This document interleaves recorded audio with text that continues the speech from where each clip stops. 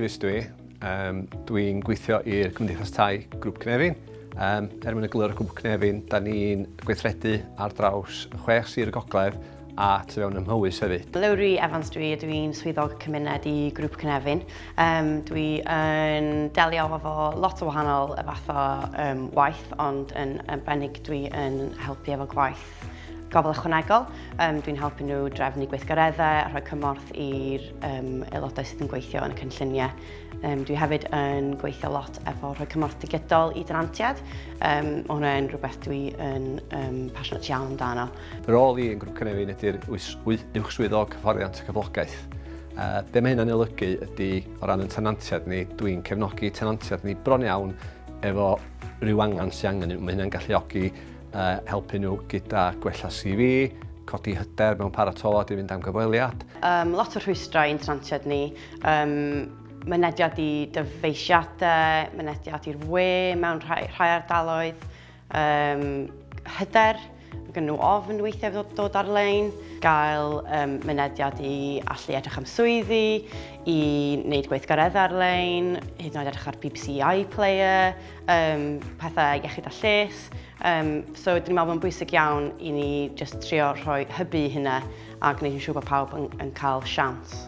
O ran beth dwi wedi weld, yn enwedig yr oes yma, mae'n anodd iawn bodoli heb technoleg o unrhyw fath. Mae bob peth ar-lein. A yn ystod y blynyddoedd ddiwethaf, enwedig yn ganol yr cyfnod Covid, o'n i'n jyst gweld mwy o tenantiaid ni yn gofyn am ceisiadau o ryw fath o technoleg. A wedyn, wrth gydweithio efo Chymunedau Digidol Cymru, ni'n gweld bod chi'n cynnig technoleg ar fenthyg, dyna hwnnw'n blethyn perffaith I mewn yr cais. Ond falle y gwerth ychwanegol o hynny, oedd o'n rhoi dipyn bach fwy o gyllideb I ni. Falle lle trwy'r partneriaeth oedden ni'n gallu rhoi Chromebook, ond wedyn o'na arian ychwanegol a gael, falle fel example, I wario ar gwrs. Dyn ni wedi trafod rhwystrau a opsiynau ar gael I Grŵp Cynefin fel sefydliad. Oedden dyn ni wedi symud ymlaen I ddechrau I roi dyfeisiau I ein tenantiaid yn cynlluniau gofal ychwanegol. Dyn ni wedi ehangu o hynna I fenthyg Chromebooks a tabledi fel bod yr angen wedi codi. Da ni hefyd wrthi yn edrych ar digital skills audit ar gyfer staff yn fewnol yn Grŵp Cynefin I drio codi ymwybyddiaeth digidol staff I wneud yn siŵr bod pawb yn cyffyrddus ac yn hyderus a dyn ni'n gobeithio wedyn symud hwnna ymlaen i'r tenantiaid yn allanol. Gan fatha plethu'r ddau raglen yma at ei gilydd, sef yn cais mewnol ni Cymunedau Gyflogaeth ac raglen Chymunedau Digidol Cymru. Be mae hyn wedi rhoi o ran y gwelliant I bobl ydy'n amlwg pobl wedi fod yn mwy hyderus, wedi cael fatha mynediad at y we, at technoleg a beth sy'n ar gael ar y we.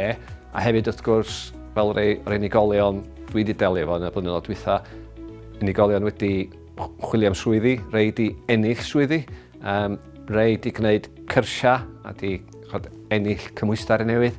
So, jyst I gwella I sefyllfa personol nhw. Dwi glywais I amdan y grant ar yr cylchgrawn calons da ni'n cael bob mis gan Grŵp Cynefin, a mae wedi help gan bod gennau ddim Chromebook cynt.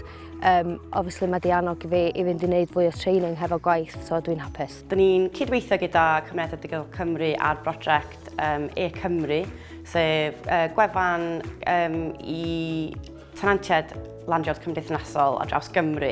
A dyn ni'n rhoi ymwneud I denantiaid a I gyrsiau, digwyddiadau, sesiynau ar-lein. A bydd hwnna yn datblygu dros y flwyddyn nesaf. Project pilot ydi o ar y funud. Dwi'n meddwl bod gweithio efo Chymunedau Digidol Cymru wedi rhoi hwb iddyn ni a hyder iddyn ni gallu supportio ein tenantiaid yn ehangach. Y peth mwyaf dwi'n meddwl ydi gwneud partneriaid newydd. So drwy Cymru, dyn ni wedi dod I nabod lot o bobl. Dyn ni wedi hefyd dod I nabod partneriaid eraill. Enghraifft, Adult Learning Wales, maen nhw'n rhoi lot o sesiynau digidol iddyn ni ar draws yn cynlluniau gofal ychwanegol. Mae yna lot I bod yn dod I sesiynau yn Dimbych, Bala a Porthmadog, a mae hwnna wedi help cael link efo nhw. Maen nhw hefyd yn gwneud sesiynau digidol ar-lein o ymarfer corff. So, da ni'n cydweithio efo Dementia Go a Re-engage i roed sesiynau ymlaen i'n tenantiaid. Felly mae cael mynediad i pethau digidol wedi bod yn help mawr i gallu dal i roed sesiynau arno, yn enwedig yn ystod pandemig. A dwi'n meddwl fydd y Helpu digidol yna yn cario ymlaen dros y blynyddoedd i ddod hefyd. Dwi ar y Facebook a dwi wedi gweld ffrindiau hen yn trio bod yn ffrindiau efo fi. A chi, mae hwn yn mynd i fod yn fywyd i mi fron, tydi. Am bod na ddim cyn gymaint o beth ond ymlaen yn part 1, de. A dwi wedi colli lot o ffrindiau a maen nhw gynnau ar y ffôn wan i lluniau nhw a bob dim. A dwi'n meddwl bod hwn yn werth cael, de chi.